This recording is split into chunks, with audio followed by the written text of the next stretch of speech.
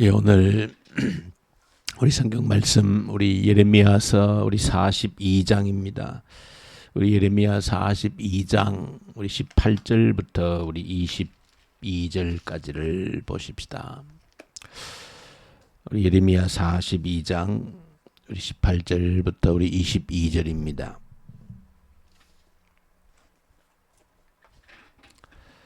구약 성경 우리 1121페이지쯤입니다. 우리 1121페이지쯤 예레미야 42장 우리 18절부터 22절 같이 보십시다.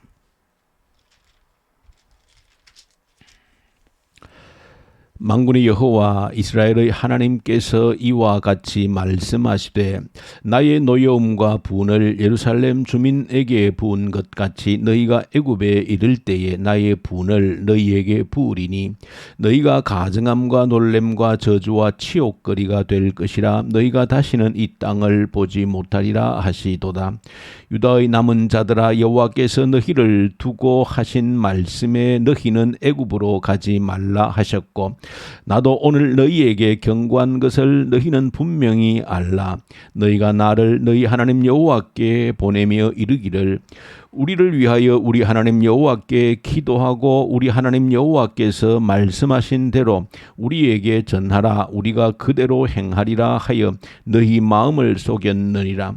너희 하나님 여호와께서 나를 보내사 너희에게 명하신 말씀을 내가 오늘 너희에게 전하였어도 너희가 너희 하나님 여호와의 목소리를 도무지 순종하지 아니하였은즉 너희가 가서 머물려고 하는 곳에서 칼과 기근과 전염병에 죽을 줄 분명히 알지어다. 아멘. 오늘 예레미야서의 본문을 통해서 우리의 모습을 또 내 마음속을 들여다볼 수 있는 거울이 되면 참 좋겠다 하는 생각이 듭니다. 어쩌면 우리 속을, 우리 마음속을 훤하게 드러내고 있는 본문이 오늘 예레미야 성경 속에 드러나 있는 본문의 내용이다. 그런 생각이 듭니다. 인간이 타락한 이후에 한마디로 요약하면 자기 주장 의지라고 하는 것입니다. 이 타락이라고 하는 것은 자기 주장 의지, 풀어서 이 말을 해석하면 쉽게 해석하면 내 마음대로 살겠다라고 하는 의지인 겁니다. 이것이 타락이다. 하나님께로부터 돌아선 타락의 실상은 바로 자기 주장 의지, 내 마음대로 살겠다라고 하는 그 자기 주장 의지가 인간이 사람이 타락했다라고 하는 가장 핵심적인 내용입니다. 본래 그렇지 아니했다는 것입니다. 타락하기 이전에 내 마음대로 사는 그런 존재가 아니었습니다. 그렇다고 해서 억압되게 누가 시키는 대로 노예처럼 살았던 그런 존재를 의미하는 것 전혀 아닙니다.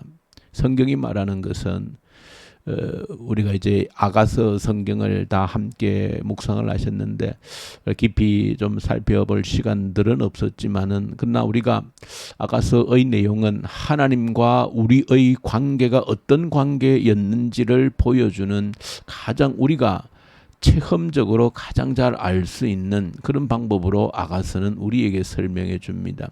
우리는 너무 잘 압니다. 어떤 것을 남녀의 관계, 사랑의 관계, 연인의 관계가 어떠함을 우리가 너무 잘 압니다. 하나님께서는 우리와 하나님 사이의 그 관계를 그런 남녀, 우리가 가장 잘 체험적으로 느낄 수 있는, 그래도 느낄 수 있는 그런 관계로서 하나님과 우리의 관계를 말씀하셨습니다. 그 관계라고 하는 것은 누가 한쪽이 강한 힘을 가지고 상대방을 억압하고 짓누르는, 그래서 일방적으로 명령하고 한쪽에서는 무조건 일반적으로 순종하고 맹종하는 그런 관계 아니라는 것입니다. 사랑이라고 하는 것은 서로 상대방이 있는 것이고 서로가 인격적인 존중 가운데서 억압과 폭압에 의해서 맹종, 복종하는 것이 아니라 사랑의 종로로 탄다는 말이 있는 것처럼 그 사랑이라고 하는 것은 그 남녀의 어떤 그런 사랑이라고 하는 것은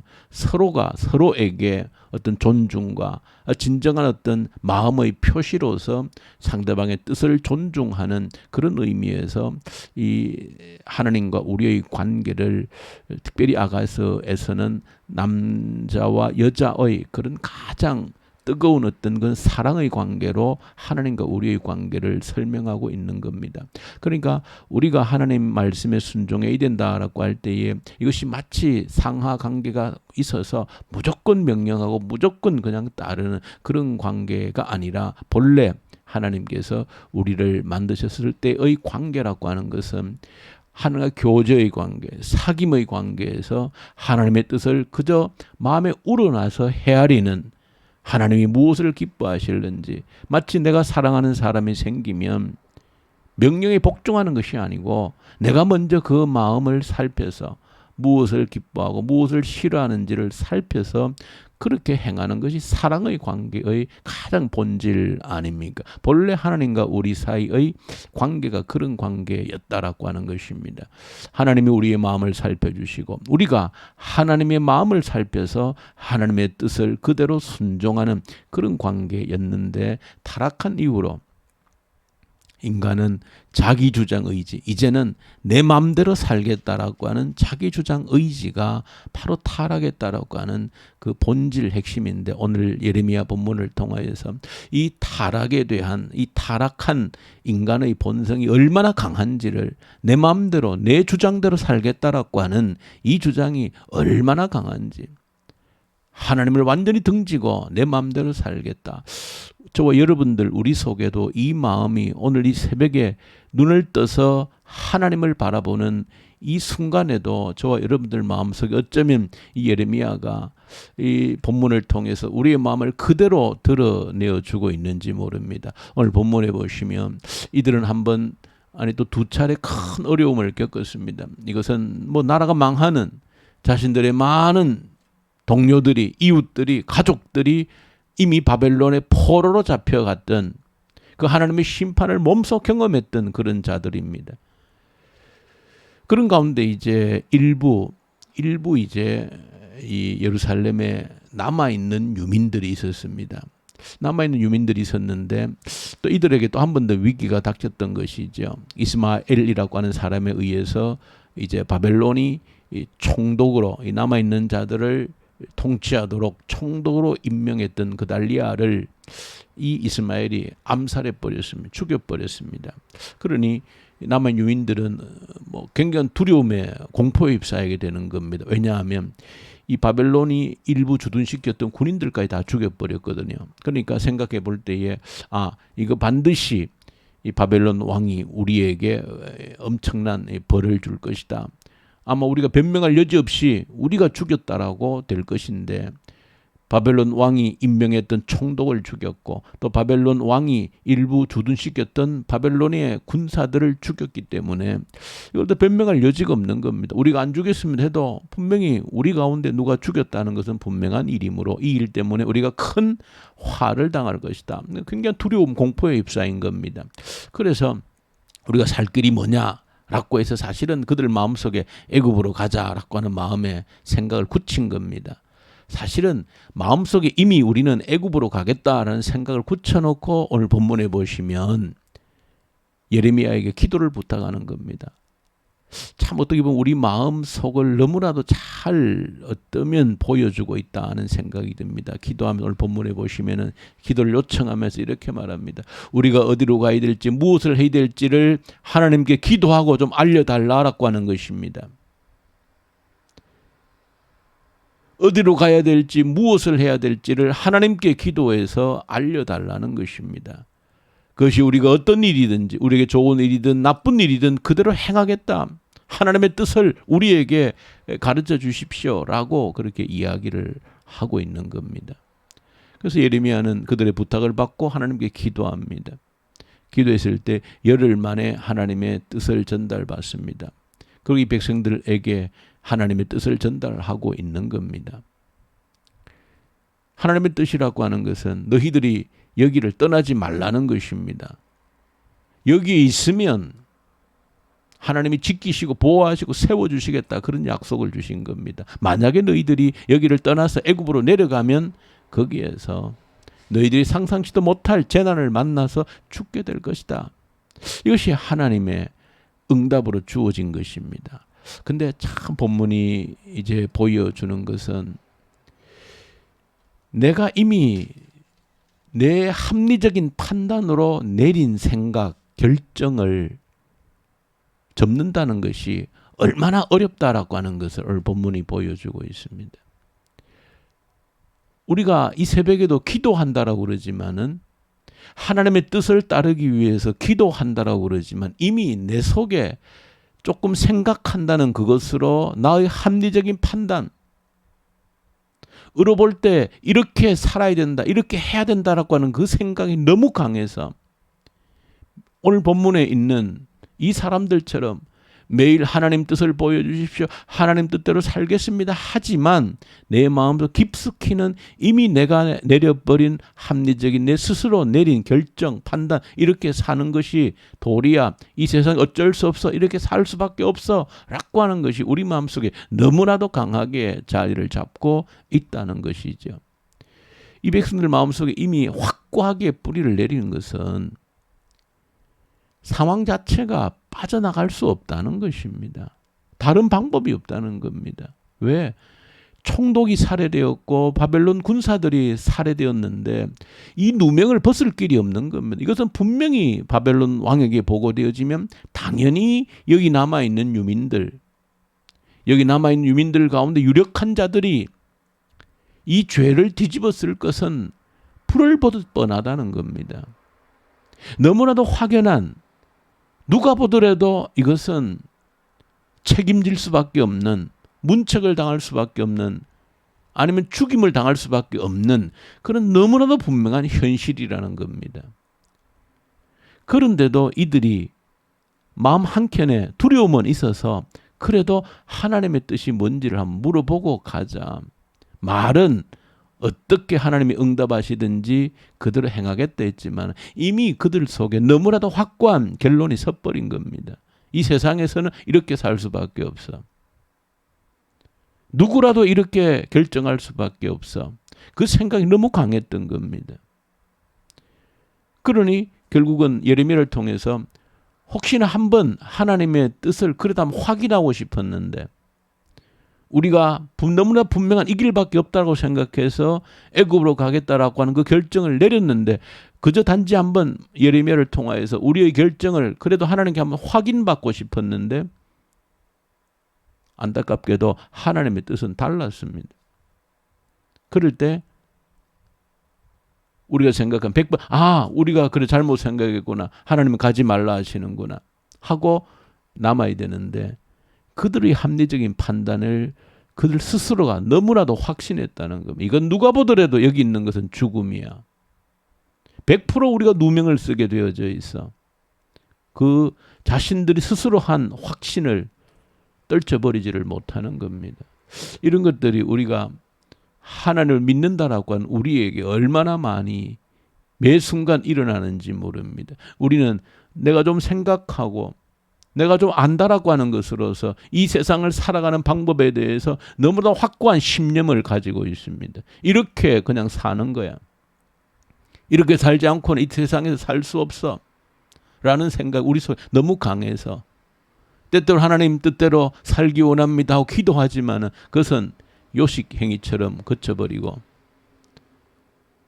성경 말씀에 하나님 뜻이 무엇이든지 관계없이 내게 이미 새겨져 있는 대로 내가 판단한 대로 이 세상에 사는 이렇게 사는 것이 그냥 살 수밖에 없다라고 하는 그 생각이 그대로 오늘 이 예레미야 본문에 있는 사람들처럼 살아가는 우리의 모습이 참 부끄러울 정도로 오늘 본문 속에 우리 마음속을 드러내놓고 있다는 사실을 보고 여러분들 그러나 하나님 분명히 말씀하셨습니다. 고치지 않으면 너희들이 옳다고 생각하는 대로 살게 되어지면 결국 너희들이 생각하는 그 이상의 끔찍한 방법으로 망하게 되어진다라고 하는 선포를 주고 있습니다. 저 여러분들, 우리가 그처럼 우리 마음이 부패하고 타락한 존재들입니다. 내 주장 의지를, 내 자기 주장 의지를 내려놓질 못합니다. 돌았으면 내 생각대로 하려고 합니다. 하나님의 생각이 무엇인지를 물어보지 않습니다. 때로는 아예 묻지도 않는 사람들은 허다하죠. 왜? 묻고 그대로 행할 의지, 결단이 없기 때문에 그렇습니다. 내 마음대로 살고 싶기 때문에 아예 묻지를 않습니다. 이 말을 해야 되는지 말아야 되는지, 이 행동을 해야 되는지 아예 묻지도 않습니다. 왜? 그대로 할 자신도 없기 때문에. 저 여러분들, 오늘 이 본문을 보시면서 우리를 자신을 잘 돌이켜서, 하나님, 내가 묻는 것은, 기도하는 것은 아무리 내 생각과 달라도, 내 판단과 달라도, 내 합리적인 생각과 달라도 하나님 이렇게 살아야 된다, 이렇게 해야 된다 하면 그대로 하겠습니다라고 하는 결단으로 저 여러분들 하나님 앞에 기도의 자리로 나갈 수 있기를 간절히 소망합니다. 주님 아버지 감사합니다. 내 맘대로 내 뜻대로 사는 자 결코 되지 않게 하시옵소서. 자기 주장 의지를 가지고 사는 것은 결국 망하는 길임을 깨달아 알게 해 주시옵소서. 우리 주 예수님 이름으로 기도 올려드립니다. 아멘. 하늘에 계신 우리 아버지의 이름을 거룩하게 하시며 아버지의 나라가 오게 하시며 아버지의 뜻이 하늘에서와 같이 땅에서도 이루어지게 하소서. 오늘 우리에게 일용할 양식을 주시고 우리가 우리에게 잘못한 사람을 용서하여 준 것 같이 우리 죄를 용서하여 주시고 우리를 시험에 빠지지 않게 하시고 악에서 구하소서. 나라와 권능과 영광이 영원히 아버지의 것입니다. 아멘. 주신 말씀 가지고 간절히 기도하십시다. 이 시간 기도하는 것, 내 뜻을 내려놓는, 내 합리적인 판단과 생각을 내려놓는 그런 시간 되게 해주십시오. 오직 진정으로 말만 그런 것이 아니라 하나님의 뜻이면 그대로 살겠습니다. 그런 각오와 결단을 올려드리십시다. 이 나라를 올려드리고 이 나라의 지도자들을 올려드려서 하나님을 두려워하는 그런 나라로 세워지게 해 주십시오. 북한 땅을 긍휼히 여기시고 자비를 베푸시고 굶주림에 시달리지 아니하도록 영적 부흥기가 다시 올 수 있도록 악한 정권이 소멸되는 역사가 속히 일어날 수 있도록 기도하십시다. 이 코로나 앞에서 하나님을 찾는, 하나님의 얼굴을 찾는 기회 되어지게 하셔서 우리의 신앙을 견고히 다지는 기회로 삼게 해주십시오. 간절히 기도하고, 특별히 오늘 월요일입니다. 우리 유초등부, 우리 주일학교 우리 아이들 올려드리십시다. 우리에게 하나님께서 믿고 맡겨주신 우리 아이들 책임지게 해주십시오. 가정의 부모가, 교회 교사가, 우리 모두가 함께 이 아이들을 책임지고 교육하고 훈련하는 그런 역할을 감당해낼 수 있도록 이 지역의 모든 아이들을 책임질 수 있는 우리 교회 되게 해주십시오. 교육을 책임지는 교회 되게 해주십시오. 간절히 우리 기도 올려드리십시다. 우리 선교현장에 우리 선교사님들 붙들어 주십시오. 특히 이집트 인도 우리 사역자들에게 능력과 힘을, 성령의 말씀에 충만함을 주십시오. 그리고 특별히 교회 우리 환자들, 암으로 토병하고 싸우고 있는 우리 주의 성도들, 우리 정종자 집사님, 우리 또 김원자 집사님, 우리 또 우리 장미영 집사님 남편 위해서 간절히 올려드리십시다. 모든 암세포도 주님의 손으로, 주님의 능력으로 소멸됨을 믿습니다. 위해서 간절히 기도로 함께 올려드리십시다. 우리 기도하십시다.